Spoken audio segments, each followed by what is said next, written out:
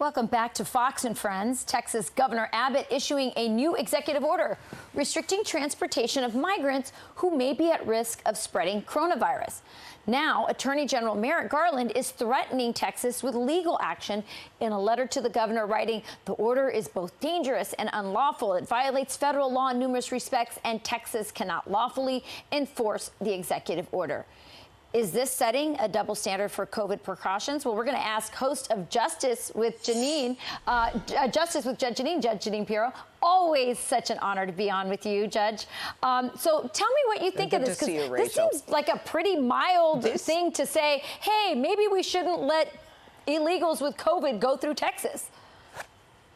This is the classic showdown between the state and the federal government, as well as the fact that you've got the Biden administration that is laying down the welcome mat for illegals. They are literally transporting them, and this pretty much rose out of the fact that they've got COVID-infected illegals. They're laying down, the Biden administration, the welcome mat, taking them through a non-government organization, Catholic Charities, to a hotel. They're COVID-infected. They don't have a court date. They don't have a medical appointment. They don't have supervision. They leave the hotel, and then they end up going to a restaurant where they're coughing and sneezing, and everybody down there in Texas is saying, what is going on? Right. So the governor of Texas has a very good argument that he is in charge of protecting the health and safety of the citizens of Texas. He's not trying to enforce the immigration laws. What he's trying to do is prevent COVID-infected people from infecting the members of his state. Right. And of course, this is something that you would think the Biden administration, given that they want to mask up American citizens,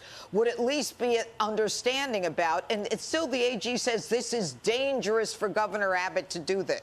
Yeah. It's crazy. This is crazy town. Yeah, it's completely crazy. And I get it. You know, I'm not a legal expert like you, but I get it. The feds are in charge of immigration and our border. But what I don't understand is liberals had no problem defying the feds when they wanted sanctuary cities. I look at Texas, again, mild order from the governor. Why doesn't Texas just do more? I mean, if any state in the country, Judge, could just say, we're going to do this. I mean, Texas thinks they're their own country practically. Why can't they just do more?